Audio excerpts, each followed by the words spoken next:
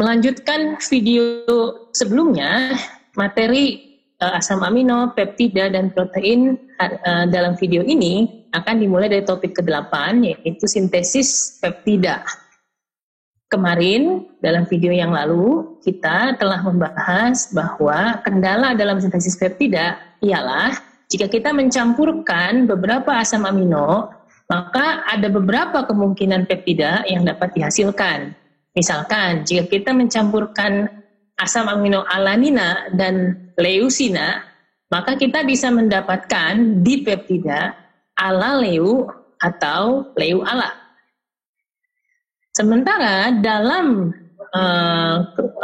sintesis yang dibutuhkan, kita memerlukan pemasangan secara berurutan, karena ala leu berbeda dengan leu ala.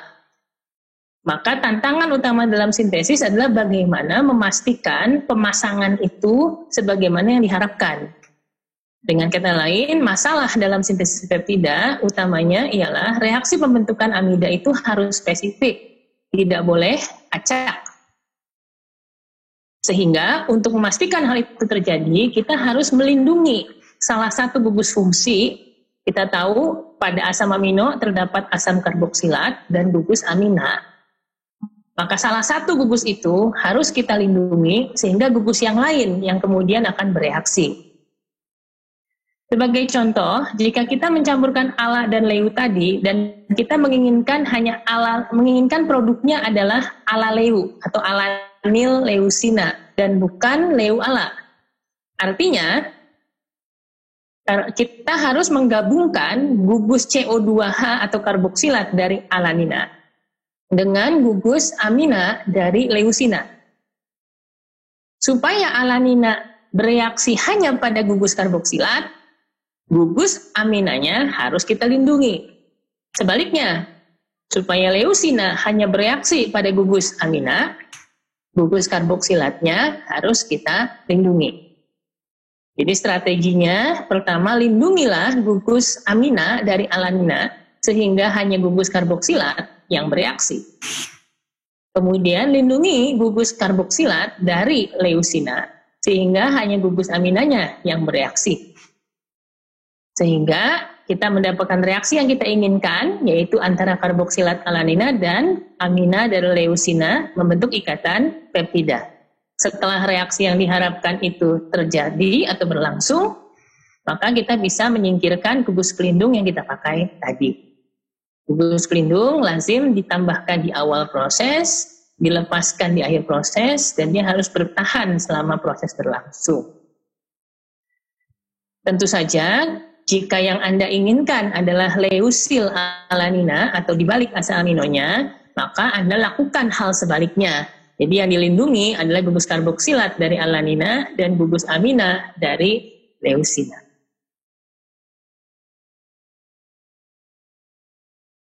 Jadi, kalau diilustrasikan dengan reaksi, ini adalah struktur alanina, kita lindungi alaninanya dengan suatu gugus pelindung pada gugus amina.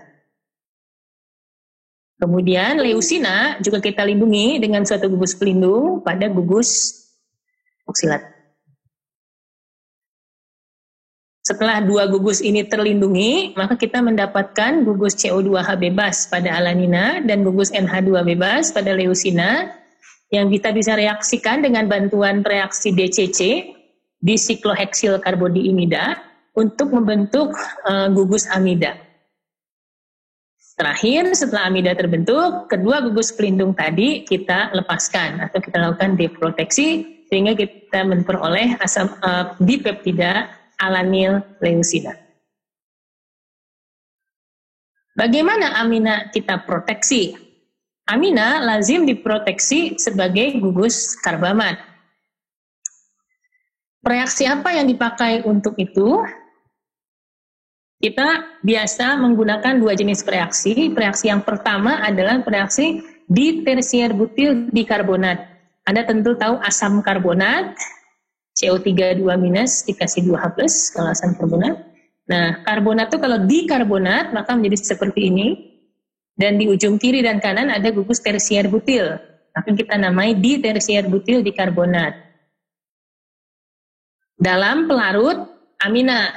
Biasanya menggunakan trietilamina seperti ini, atau menggunakan diisopropil etilamina atau disingkat DPA. Nah, alanina akan bereaksi dengan reaksi di tersier butil dikarbonat tersebut sehingga membentuk karbamat. Karbamat itu adalah suatu gugus fungsi ketika turunan karboksilat juga sebenarnya ketika karbonil ke satu sisi membentuk ester, tapi ke sisi yang lain membentuk amida. Itulah yang kita sebut sebagai karbamat. Nah, gugus pelindung karbamat yang berasal dari ditersier butil dikarbonat sering disebut BOC atau BOC, yaitu butil oksi karbamat terikat dengan alan ala menjadi BOC ala, jadi butil oksi karbonat alanina. Proteksi juga bisa dilakukan dengan menggunakan reaksi lain yaitu fluorenil. Fluorenil itu adalah cincin ini, metiloksi ini, karbonil klorida. Di fluorenil, metiloksi, karbonil klorida juga dalam pelarut TEA atau trietilamina, dan tertambatkanlah gugus ini menjadi gugus pelindung karbamat juga yang kita namai FMOC, fluorenil metiloksi karbonil alanina.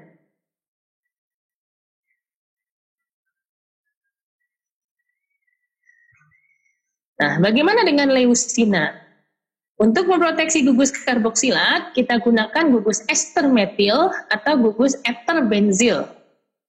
Reaksi-reaksi ini lebih Anda kenal dibandingkan dengan reaksi BOC atau FMOC tadi yang merupakan reaksi baru bagi Anda.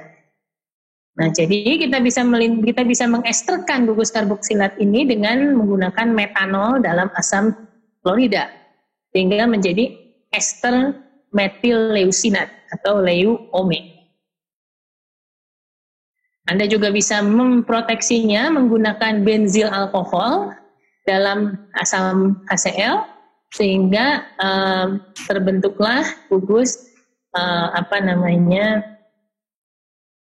ester benzil. Oh, maaf saya keliru, ini ester benzil ya. Namanya adalah benzil leucinat. Silahkan Anda bisa memilih yang mana saja, apakah sebagai ester metil atau sebagai ester benzil. Nah, setelah kedua gugus tadi terlindungi pada tempatnya, maka kita bentuk amidanya. Reaksi pembentukan amida itu menggunakan reaksi tadi di sikloheksil karbodiimida. Ini adalah reaksinya, jadi gugus karbodiimida itu adalah gugus N rangkap 2C rangkap 2N. Jadi kalau C rangkap 2N saja kita kenal sebagai imina, tapi kalau ada dua seperti ini kita sebutnya diimida, karena tengahnya karbon, jadi karbodiimida. Sementara ini sikloheksilnya, makanya namanya disikloheksil karbodiimida. Nah, reaksi BOC ala tadi, saya ringkaskan secara umum LCOH tadi, COH-nya bebas, gugus atom oksigen dari gugus karboksil akan mengadisi reaksi DCC, membentuk produk adisi demikian. Kemudian terjadi resonans, membentuk oksigen bermuatan positif di sini dan nitrogen bermuatan negatif.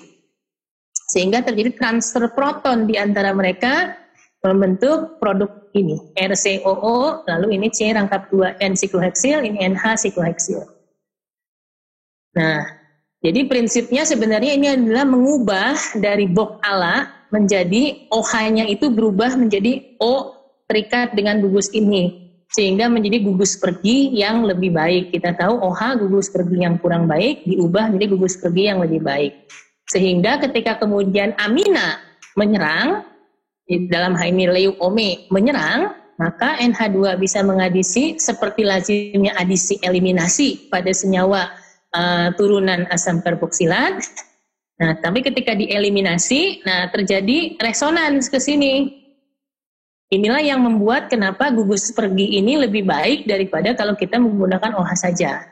Nah, hasilnya terdapatlah suatu amida dan satu produk samping yang mudah dipisahkan, namanya NN disikloheksil urea. Reaksi dengan DCC ini juga kadang-kadang ditambahkan katalis atau basa untuk lebih lancar reaksinya dengan menggunakan DMAP atau dimetil aminopiridina. Kita tahu di sini banyak sekali proton dilepaskan, maka proton yang dilepaskan itu ditangkap oleh basa DMAP tersebut. Nah, reaksi dengan DCC dan DMAP ini dikenal dengan nama esterifikasi Tiglicks. Ya, jadi dalam kasus sintesis protein atau sintesis peptida, metode esterifikasi itulah yang lazim digunakan, bukan menggunakan esterifikasi Fischer yang selama ini sudah Anda kenal baik. Nah, setelah gugus reaksi berlangsung, maka gugus pelindung harus kita singkirkan. Nah, untuk menyingkirkan gugus pelindung, kalau gugus pelindungnya adalah BOK, kita singkirkan dengan menggunakan asam trifluoroastat dalam BCM. Sementara kalau FMOK kita singkirkan dengan piperidina dalam DMF. Sementara deproteksi ester metil dan mohon maaf ini ester benzil itu dilakukan dengan hidrolisis. Kalau untuk ester metil kita hidrolisis dengan basa, lalu produknya kita asamkan. Sehingga ini lazim kita tahu hidrolisis basa dari suatu ester itu adalah namanya penyabunan. Setelah jadi sabun, kemudian sabunnya kita asamkan sehingga menjadi asam karboksilat kembali.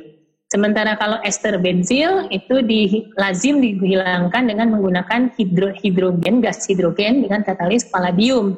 Palladiumnya bisa tersangga karbon biasanya 5%. Nah, reaksi dengan H2 ini disebut dengan reaksi hidrogenolisis. Jadi ketika ester benzil ketemu H2, maka gugus benzilnya ini akan mengikat H menjadi toluena. Sementara H yang satunya akan terikat dengan anion karboksilat membentuk asam karboksilat. Nah, gas hidrogen merupakan cara paling lazim untuk memutus gugus pelindung benzil. Nah, sehingga dapat kita ringkaskan 5 langkah tadi untuk menyintesis dipeptida ala leu adalah sebagai berikut. Kita proteksi alanya dengan tadi adalah ditersier butil dikarbonat sehingga terbentuk BOK ala. Sementara leucina kita proteksi sebagai ester metilnya. Kemudian kita reaksikan mereka berdua, kita gabungkan mereka berdua dengan bantuan DCC sehingga menghasilkan BOK ala leu OMe atau OCH3. Kita hidrolisis dengan TFA untuk memutus BOK-nya, lalu kita hidrolisis dengan basa dan diasamkan sehingga membentuk produk akhir adalah ala leu. 5 tahap inilah yang dilakukan untuk merangkaikan asam amino 1 dengan asam amino 2. Apabila Anda menambahkan asam amino ketiga, maka Anda ulangi lagi cara ini. Demikian seterusnya, tapi tentu saja tidak semua gugus pelindung ini harus Anda deproteksi ketika Anda masih akan melanjutkan ke asam amino selanjutnya. Akan kita tunjukkan pada contoh berikut ini. Sebelum contoh ini adalah bagaimana Frederick Sanger bisa meraih Nobel Kimia tahun 1958 karena keberhasilannya menyintesis insulin manusia. Ini adalah struktur insulin. Dapat Anda perhatikan insulin terbagi atas 2 rantai. Rantai pertama terdiri dari 21 unit dan rantai kedua 30 unit dan antar rantai dihubungkan oleh jembatan disulfida 2 buah dan intrarantai ini juga terdapat loop jembatan disulfida. Nah, Sanger itu ya merangkaikan satu demi satu asam amino ini sehingga menjadi satu rantai. Kemudian satu demi satu asam amino ini menjadi satu rantai. Lalu menghubungkan jembatan disulfida di rantai ini, dan terakhir 2 jembatan disulfida yang menghubungkan rantai-rantai itu. Anda bisa bayangkan betapa tekunnya pekerjaan itu dilakukan sehingga seluruh rantai ini tersambung dengan urutan yang tepat. Nah, itulah makanya pekerjaannya diganjar Nobel tahun 1950.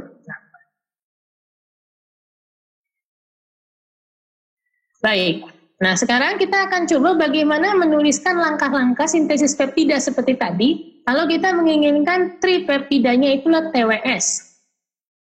Nah, maka yang pertama harus Anda ingat, proses tadi dimulai dengan memproteksi gugus-gugus yang sesuai.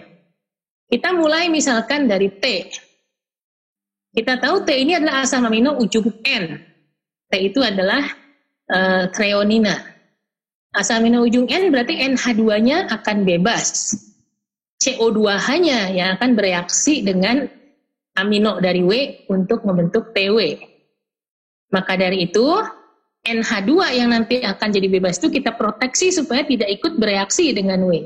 Jadi yang pertama kita lindungi gugus NH2 dari asam amino ujung N, dalam hal ini adalah treonina. Jadi treonina sebagai asam amino ujung N, kita reaksikan dengan ditersier butil dikarbonat dengan dalam pelarut trietilamina atau diisopropyl-etilamina sehingga gugus NH2-nya terproteksi oleh BOK. Kita sebut BOK T. Nah, sementara asam amino yang kedua yaitu W, kita proteksi gugus CO2-nya. Misalkan sebagai ester metilnya. Maka kita reaksikan dengan metanol dalam HCl sehingga ini menjadi CO2Me. Jadi dari W menjadi WOMe. Nah, baru blok T ini kita reaksikan dengan WOMe dengan bantuan DCC.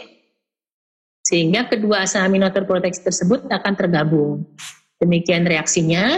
Ini adalah blok T, kita punya gugus karboksilat bebas, kita punya WOMe dengan gugus NH3+ bebas, mereka bergabung membentuk ikatan peptida atau suatu amida, sehingga terbentuklah BOK TWOMe.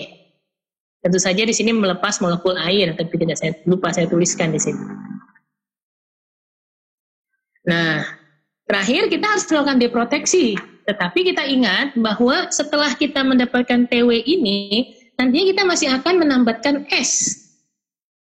Karena itu cukup ome saja cukup ester metil saja yang kita deproteksi. Sementara gugus BOK kita pertahankan karena gugus BOK ini masih kita perlukan untuk kelanjutan perangkaian asam amino selanjutnya.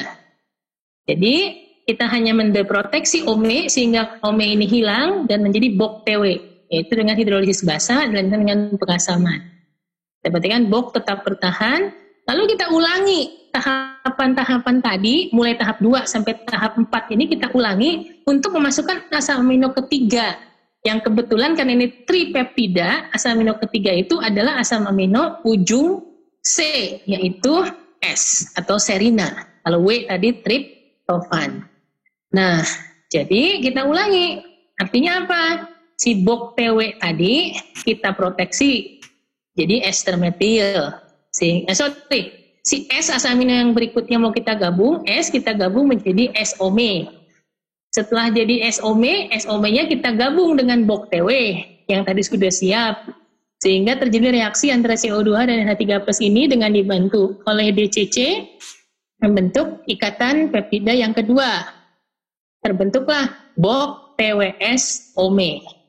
Kita sudah mendapatkan nih urutan yang kita butuhkan yaitu TWS. Maka yang berikutnya kita deproteksilah. Mulai dari OMe-nya kita deproteksi menjadi BOK TWS. Dan terakhir, BOK-nya kita deproteksi dan kita dapatkan tripeptida target yaitu TWS. Nah, coba Anda pahami tahapan-tahapan itu, jangan dihafal tapi dipahami konsepnya, bagaimana penggabungannya. Lalu Anda coba bagaimana menuliskan langkah-langkah menyintesis tripeptida kalau tripeptida yang mau dibuat itu adalah AIW, bagaimana kalau LITN?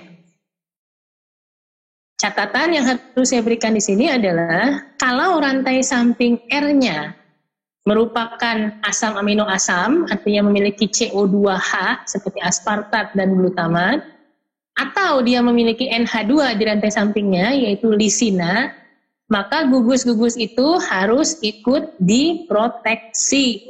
Jadi NH2 diproteksi sebagai BOK, CO2H diproteksi sebagai OMe atau OBN. Nah, kemudian di sini saya juga memancing Anda untuk menelusuri di internet. Jadi informasi daring tentang gugus pelindung, cara proteksi dan deproteksinya mudah didapatkan. Anda coba carilah gugus pelindung lain yang lazim digunakan untuk gugus amino dan alkohol atau fenol. Kemudian Anda cari bagaimana tadi BOK bisa masuk ke dalam amina, itu mekanismenya bagaimana. Terus BOK bisa diproteksi oleh trifluoroacetic acid itu bagaimana. Demikian pula deproteksinya, demikian pula FMOC. FMOC ini bagaimana memproteksinya sehingga masuk ke amina dan bagaimana mendeproteksinya dengan menggunakan piperidina tadi dalam DME. Oke, Anda harus tekun berlatih untuk soal-soal semacam ini karena semakin sering Anda mengulang, menulis tentunya akan semakin lancar Anda mengerjakan reaksi berulang yang tidak mudah untuk diingat ini.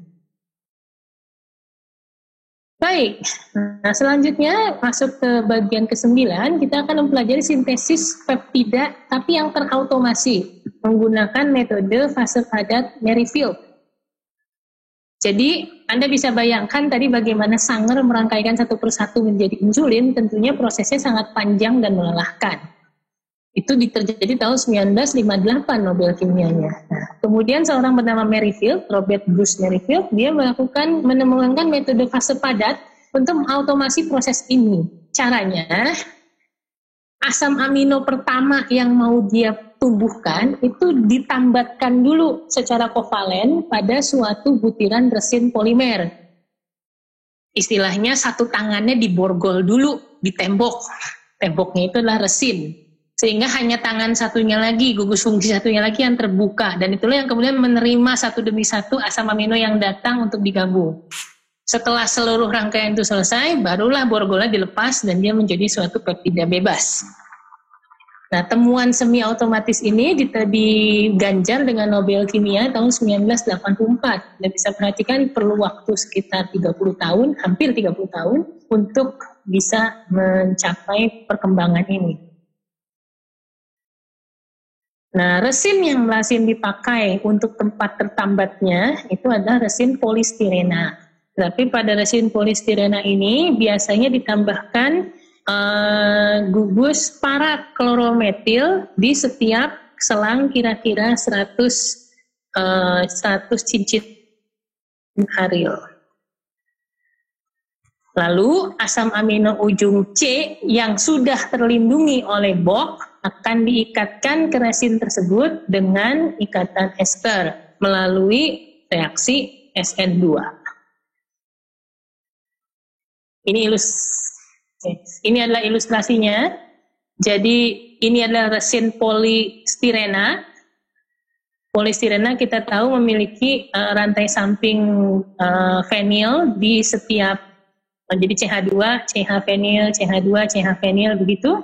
Tetapi setiap tadi selang 100 asam amino di posisi para ditambahkan gugus paraklorometil CH2Cl. Tentu saja kita nggak mungkin menggambarkan di slide sampai 100, makanya saya diilustrasikan kira-kira selang 3 ada CH2Cl lagi. Lalu asam amino pertama, nah ini bedanya dengan sebelumnya ya. Setiap kali kita belajar yang sebelumnya itu penguraian Edman yang diuraian pertama adalah asam amino ujung N. Tadi pun saat kita melakukan ala dengan lehu, alanya dulu kita proteksi, ini jadi BOK. Nah, kalau di sini yang Anda ingat adalah hati-hati yang ujung C-nya yang justru menjadi asam amino pertama yang ditambatkan. Jadi berbeda dengan sebelum-sebelumnya yang selalu asam amino ujung N, kali ini asam amino ujung C yang ditambatkan terlebih dahulu. Jadi di asam amino ujung C itu gugus NH2-nya diproteksi oleh BOK. Lalu gugus karboksilnya akan berikatan di sini melakukan reaksi SN2 mengusir Cl sehingga tertambat pada resin. Jadi ujung C-nya yang kita tambatkan di resin, lalu ujung N-nya yang kita tumbuhkan dengan asam-asam amino berikutnya. Nah, secara detail prosesnya, jadi setelah asam amino pertama tadi terikat pada resin, kita lakukan pembilasan dulu untuk mencuci reagen-reagen yang tidak terpakai, produk samping, dan sudah kita bilas. Lalu BOK-nya kita deproteksi dengan TFH, kita kopling dengan asam amino terproteksi BOK berikutnya, itu asam amino kedua setelah ujung C, lalu kita bilas. Demikian seterusnya kita masukkan yang ketiga, yang keempat, kelima, sampai akhirnya terbentuk peptida. BOK terakhir, paling ujung itu tidak lagi dideproteksi dengan TFH, tapi diproteksi dengan HF anhidrat. Karena sekaligus untuk melepaskan tangan karboksil ujung C yang terborgol di resin tadi. Jadi sekaligus kita bebaskan tripeptidanya dengan satu reaksi, yaitu reaksi HF anhidrat. Ini ilustrasi bagaimana sintesis fase padat Merrifield dilakukan. Jadi dari ini ada polimer yang tadi polistirena yang di ujungnya sudah ditambahkan klorometil. Kemudian ini adalah asam amino ujung C yang gugus NH2-nya telah terlindungi oleh Bohr. Bereaksi tertambat dengan bantuan basa tentunya, karena basa ini untuk mendeprotonasi OH jadi omin, kemudian melakukan SN2 ke sini. Setelah itu dicuci reaksi-reaksi yang tersisa, lalu dihidrolisis Bohr-nya dengan CF3CO2H atau trifluoroacetic acid sehingga menjadi ini. Lalu yang berikutnya NH2 bebas ini ditambahkan dengan asam amino berikutnya yang sudah terproteksi dengan Bohr juga NH-nya. Sehingga sekarang ini menjadi asam amino kedua nempel ke sini, terbentuklah ikatan peptida yang pertama. Siklus ini diulangi berkali-kali, yaitu pencucian, deproteksi, dan coupling, diulang terus-menerus, akhirnya membentuk suatu rantai peptida yang ujung N-nya masih terproteksi oleh Bohr, ujung C-nya masih tertambat pada polimer. Dengan menggunakan HF anhidrat, maka ujung C ini dibebaskan dari polimer, sementara ujung N-nya dideproteksi dan kita peroleh tripeptida yang kita inginkan.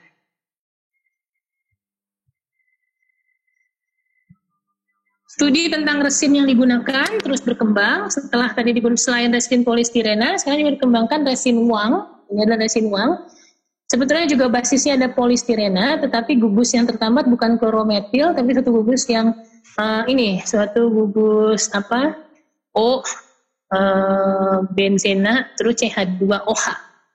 Karena kalau yang ini dari CH2Cl, Jadi kalau tadi langsung CH3Cl, ketambatnya CH2Cl, kalau ini enggak CH2O aromatik baru CH2Cl. Kalau yang ini NH, CH2 aromatik CH2Cl. Baru kemudian asam aminonya tertambat ke sana. Dan gugus pelindung yang lebih lazim dipakai saat ini adalah gugus pelindung FMOC yang tadi sudah kita sebutkan adalah fluenyl metil oxykarbonil. Nah, dengan cara ini suatu peptida yang rantainya sampai 20 asam amino itu bisa diproduksi sampai 25-30 mg dengan menggunakan bantuan robot.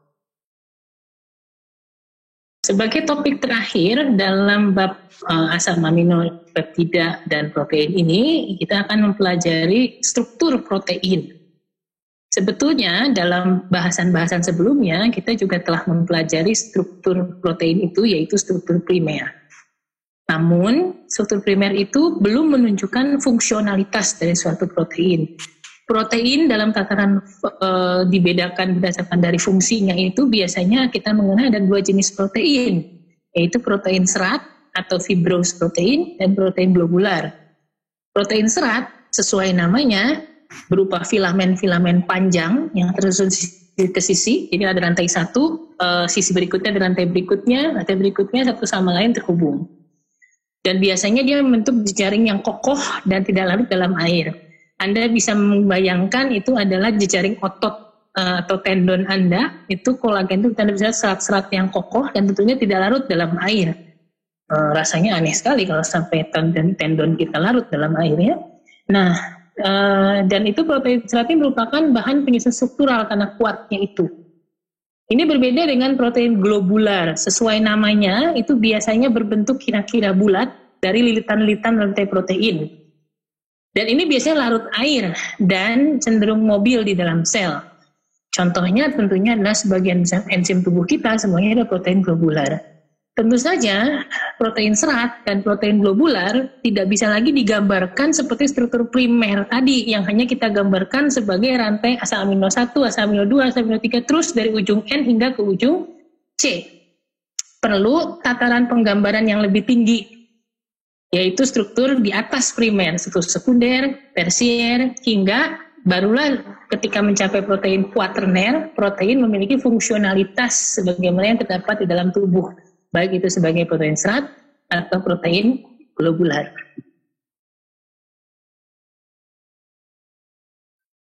Jadi kalau struktur primer itu hanya mengurutkan protein dari asal amino 1 ujung N terus sampai ke asal amino ujung C. Sehingga kita hanya mengetahui jumlah asal aminonya ada berapa residu dan bagaimana urutan asal amino tersebut. Ketika struktur primer mengalami penekukan dan pelipatan menjadi struktur 3 dimensi, maka terbentuklah struktur sekunder dan struktur tersier. Apa yang membedakan? Kalau struktur sekunder itu yang terorientasi hanya segmen tulang punggung peptidanya saja. Jadi melibatkan hanya ikatan peptida atau ikatan amida dari rantai tulang punggung protein. Itu yang berinteraksi membentuk jejaring 3 dimensi. Sementara ketika struktur tersier, seluruh molekul protein sudah melipat menjadi bentuk 3 dimensi keseluruhan. Jadi sudah terlibatlah rantai-rantai samping dari asam amino dengan berbagai R yang strukturnya beda-beda tadi. Sehingga interaksinya pun semakin bermacam-macam. Struktur sekunder dan tersier masih bisa kita gambarkan, tetapi itu pun sudah lebih rumit daripada struktur primer. Tapi ketika sudah struktur kuaterner, mohon diperhatikan ini cara menulis kuaterner yang betul ya, di kuaterner. Itu adalah molekul-molekul protein tadi yang struktur-struktur tersier tadi bergabung membentuk suatu agregat struktur yang besar. Ketika sudah struktur kuaterner, kita sudah tidak mampu lagi menggambarkannya dan kita hanya bisa memanfaatkan software. Kalau untuk strukturnya kita tentukan dengan difraksi sinar X untuk struktur. Sementara untuk untuk proses proses penggambarannya kita gunakan fasilitas biokimia komputasi. Nah, struktur sekunder adalah struktur 3 dimensi hasil pelipatan polipeptida akibat ikatan hidrogen antara gugus O karboksil dan gugus N N amino dalam hal ini atom hidrogennya, sehingga ada OHN berikatan hidrogen dari ikatan peptida. Jadi hanya melibatkan ikatan peptida. Ikatan hidrogen ini bisa terjadi secara intrarantai dalam satu rantai membentuk suatu struktur helix alfa. Misalnya pada wall, pada rambut.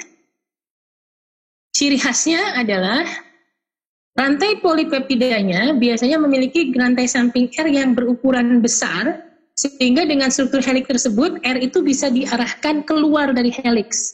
Jadi punya space atau ruang yang besar bagi dia untuk tidak bertabrakan satu sama lain di luar helix.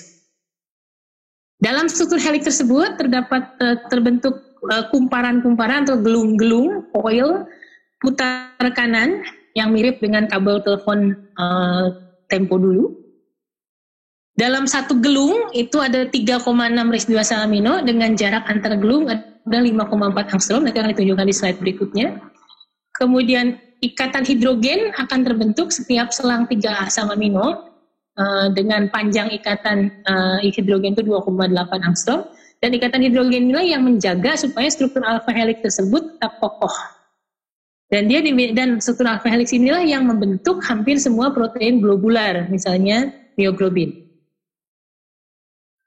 Berikut ini ilustrasinya. Jadi ini adalah yang disebut dengan struktur helix alpha atau struktur putar kanan tadi. Kemudian yang dimaksud gelung itu adalah dari sini. Lihat ini ada asam amino pertama, ini ada asam amino kedua, asam amino ketiga. Nah, ini memasuki asam amino keempat sudah membelok ke gelung berikutnya. Maka dikatakan dalam satu gelung, itu dari sini sampai ke sini, itu kira-kira ada 3,6 residu asam amino dengan jarak atau panjang kumparan 5,4 angstrom atau 540 pikometer.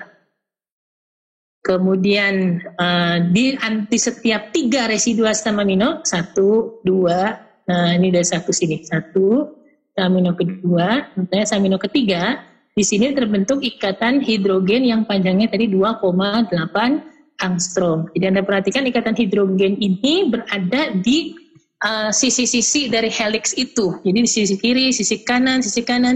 Dan ikatan hidrogen inilah yang menjaga supaya struktur helix tersebut tetap bertahan. Seperti, ini kan seperti turunan kalau parkiran mobil di mall-mall ya, di melingkar begitu, dan dijaga dindingnya itu oleh ikatan hidrogen supaya tetap berbentuk seperti itu.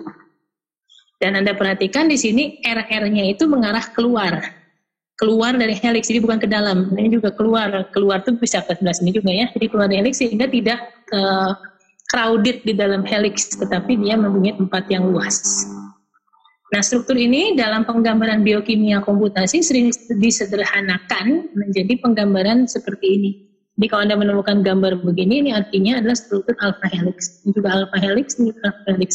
Contohnya di sini adalah struktur myoglobin.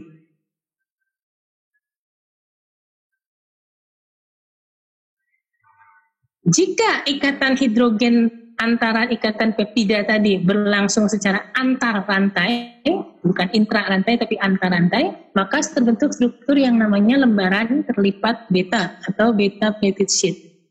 Jadi lembaran terlipat beta itu, Anda lihat rantai asam aminonya itu berselang anti sejajar. Anti sejajar itu maksudnya yang satu ujung N ke C, maka yang satu lagi adalah ujung C ke ujung N. Sehingga nanti terjadi ketika di sini NH, di sini CO. Ketika di sini NH, di sini CO. Jadi berselang-seling, alternating. Ya, kalau strukturnya bukan anti sejajar, bukan anti paralel, tapi strukturnya paralel, maka yang ini ujung N ke C, sini pun ujung N ke C. Kalau ini enggak, ganti-ganti ujung N ke C, dan satu lagi ujung C ke ujung N. Nah, kemudian terlipat. Jadi ini bukan dalam satu bidang datar, tapi terjadi dalam struktur naik turun, seperti diilustrasikan dengan gambar ini. Dan itu adalah seperti kalau kita membuat kipas dari kertas. Nah, di sini tentu saja R-nya nggak bisa bebas keluar dari lembaran, karena dia berada di lembaran itu. Maka R-nya biasanya harus berukuran kecil, glisina dan alanina yang dominan. Dan gugus non-hidrogen itu akan terletak pada satu sisi lembaran, di atas atau bawah saja. Nah, gaya lemah antar lembaran akan membuat dia terasa halus. Ini contohnya adalah Nah, perhatikan bahwa di sini kalau Anda kemarin saya tunjukkan dengan ikatan ketika menggambarkan struktur primer, Anda menggambarkan R-nya itu semua ke bawah. Tetapi saya tunjukkan juga bagaimana 3 dimensi yang seharusnya bahwa R itu berselang-seling dalam zigzag. Jadi selang-seling itu yang sebenarnya terjadi, jadi dia berzigzag lalu dia selang-seling. Nah, jarak antara asam amino yang sesisi, artinya kalau ke bawah juga itu 7,2 angstrom. Nah, dengan struktur yang melipat, maka yang atas, yang satu di sini R ini akan berada di atas, yang satu akan berada di bawah. Demikian pula di sisi asam amino yang lain, yang satu di bawah, satu di atas. Maka tumbukan antar rantai samping menjadi minimal. Tidak demikian halnya kalau rantai ini lurus, tidak zigzag, tidak berlipat, maka gugus R dan H ini akan memiliki interaksi sterik yang besar. Itulah dasarnya kenapa lembaran beta bentuknya harus terlipat, tidak lembaran lurus, untuk menghindari interaksi sterik ini. Ini adalah ilustrasi lain cara menggambarkan yang lebih menunjukkan bagaimana perlipatan itu, ya. Nah, dan penggambarannya seperti ini kalau lembaran beta terlipat. Jadi tidak ada helix, di sini berupa lembaran saja. Contohnya pada konkanavalin A. Nah, ketika pelipatan itu sudah melibatkan gugus samping R, maka terjadilah struktur tersier. Ada 4 gaya antar molekul yang bekerja antar rantai samping. Yang pertama adalah jembatan garam atau salt bridge. Di sini gugus karboksilat dari residu asam amino asam, aspartat, glutamat, berinteraksi dengan gugus amonium dari residu asam amino basa, lisina, arginina, histidina. Jadi interaksi antara CO2- dan NH3+ itu yang membentuk jembatan garam. Bisa juga melibatkan ikatan hidrogen, yaitu kalau ada gugus fenolik, tirosina, gugus hidroksil pada serina treonina, gugus karboksil pada asam amino asam, atau amino dan gugus penitrogen lain pada asam amino basa, atau amida pada asparagina dan glutamin. Bisa juga interaksi tersebut bersifat kovalen, yaitu ketika dua buah sisteina bergabung membentuk ikatan disulfida ini. Nah, reaksi ini dikenal pada pengeritingan dan pelurusan rambut. Jadi kalau kita rambutnya keriting, itu karena banyak ikatan disulfidanya. Artinya rambut kita banyak teroksidasi. Jadi kalau mengeriting rambut, itu sebenarnya mengoksidasi rambut. Sementara kalau meluruskan rambut, itu sebenarnya kita mereduksi rambut. Nah, terakhir ada interaksi yang namanya interaksi hidrofobik. Jadi kalau interaksi hidrofobik begini, ada rantai protein yang panjang, dikelilingi oleh air itu ada titik-titik di sini. Nah, dia juga punya residu nonpolar. Padahal kita tahu residu nonpolar itu kan tidak suka air. Seperti alanina, valanina, valina, leucina, isoleucina, fenilalanina, dan sisteina. Itu tidak suka air. Maka supaya dia tidak terkontak dengan air, dia ngumpet di bagian dalam dari struktur polipeptida. Sehingga polipeptida yang lebih suka air ada di luar, yang residu nonpolar yang tidak suka air mengumpul di dalam. Itulah yang disebut dengan interaksi hidrofobik. Mirip seperti bagaimana sabun membentuk misel untuk membersihkan kotoran. Nah, kira-kira apa sebenarnya terjadi ketika 4 gaya ini bekerja? Anda bayangkan kalau ada satu rantai protein panjang dari residu 1 sampai residu 150 misalnya. Terus di residu nomor 3 itu ada gugus CO2-. Di residu nomor 57 misalnya ada residu mengandung NH3+. Seandainya protein ini strukturnya hanya rantai lurus dari ujung kiri ke ujung kanan, seperti kalau kita gambar struktur primer, maka residu nomor 3 dan 57 ini nggak akan pernah bertemu. Tapi ketika dia melipat, nah maka ada kemungkinan 3 dan 57 ini mendekat jaraknya, terjadi interaksi jembatan garam, semacam peniti yang menautkan keduanya, sehingga struktur protein itu melipat, tidak lagi lurus, dengan 3 dan 57 itu terkunci. Inilah yang kemudian membuat protein memiliki bisa bentuk globular atau bentuknya alpha helix, yaitu ketika ada interaksi-interaksi model demikian. Ketika interaksinya melibatkan gugus bermuatan, namanya jembatan garam. Kalau melibatkan gugus polar tidak bermuatan, namanya adalah ikatan hidrogen. Kalau khusus melibatkan sisteina, namanya ikatan disulfida. Dan kalau melibatkan yang non-polar, kita sebut interaksi hidrofobik. Ringkasnya, dari struktur protein yang 2 dimensi akan berubah menjadi struktur protein yang 3 dimensi, dan protein yang 3 dimensi itulah yang memiliki bioaktivitas di dalam tubuh. Ketika kita memanaskan protein atau misalnya memperlakukan protein dengan pH tertentu, maka gaya-gaya antar molekul yang membentuk struktur sekunder atau struktur tersier tersebut bisa terputus. Struktur tersier tadi menjadi terbuka lipatannya. Itu proses yang kita sebut dengan nama denaturasi. Seperti ketika kita sedang memanaskan putih telur. Nah, sehingga strukturnya tidak lagi 3 dimensinya rapih seperti bulatan tadi, tapi 3 dimensinya pecah. Tetapi struktur primernya, yaitu hubungan asam amino 1, kedua, ketiga, dan seterusnya, tidak terpengaruh, tetap utuh. Dia baru akan hancur kalau kondisi pH atau kondisi suhu yang kita pakai sedemikian ekstrim, sehingga protein tersebut, struktur primer tersebut mengalami hidrolisis, sebagaimana yang telah kita pelajari pada saat membahas penguraian Edman kemarin. Jadi ketika sudah terjadi denaturasi yang sedemikian parahnya sampai terjadi hidrolisis, di situ denaturasi menjadi irreversible atau tidak dapat balik. Tapi kalau hanya sekadar membuka lipatan, seringkali proses itu bisa kembali membentuk lagi struktur protein semula yang kita sebut dengan renaturasi. Nah, penutup struktur kuaterner itu apa? Itu udah nggak bisa gambarkan lagi dengan tangan, udah di luar kesanggupan kita. Karena bayangkan struktur tersier saja kita sudah membayangkan, kita hanya bisa menggambarkan gaya-gaya antar molekul yang ada di jembatan garam, ikatan hidrogen, ikatan sulfida, dan interaksi hidrofobik. Padahal di dalam protein ada berapa banyak ikatan itu yang menautkan satu sama lain membentuk struktur 3 dimensi tertentu.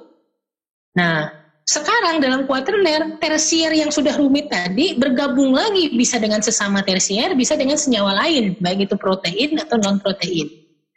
Contohnya, kalau kita punya hemoglobin, itu adalah gabungan dari 4 buah mioglobin, 2 alfa, 2 beta, yang dapat diilustrasikan sebagai berikut.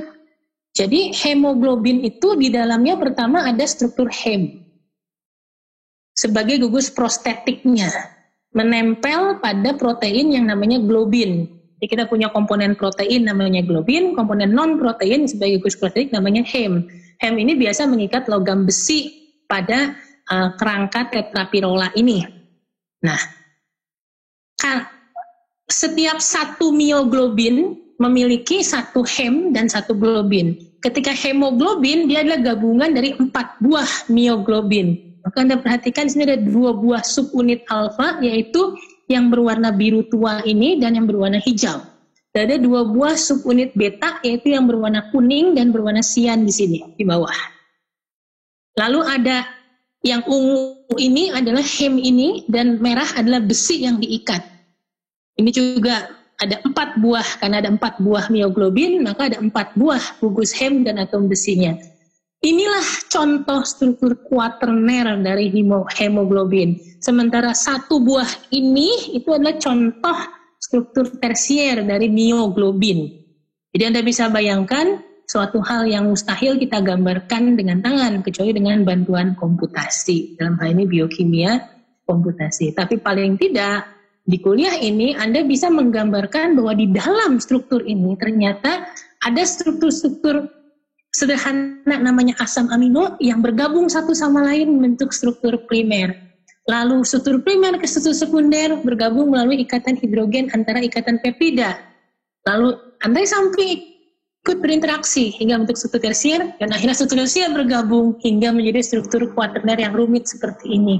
Yang tanpa adanya struktur ini kita tidak bisa hidup, karena hemoglobin inilah yang berperan mengikat oksigen di paru-paru. Dari udara masuk ke paru-paru, ditangkap oleh hemoglobin, lalu oleh mioglobin akan dibawa ke seluruh tubuh melalui darah. Jadi memahami struktur protein dari skala molekular itu penting untuk bisa memahami protein dalam skala utuh ketika dia menjalankan suatu fungsi biologis tertentu, apakah sebagai enzim atau protein otot dan lain-lain. Demikian akhir dari materi protein ini, semoga Anda bisa memahaminya dengan baik. Terima kasih.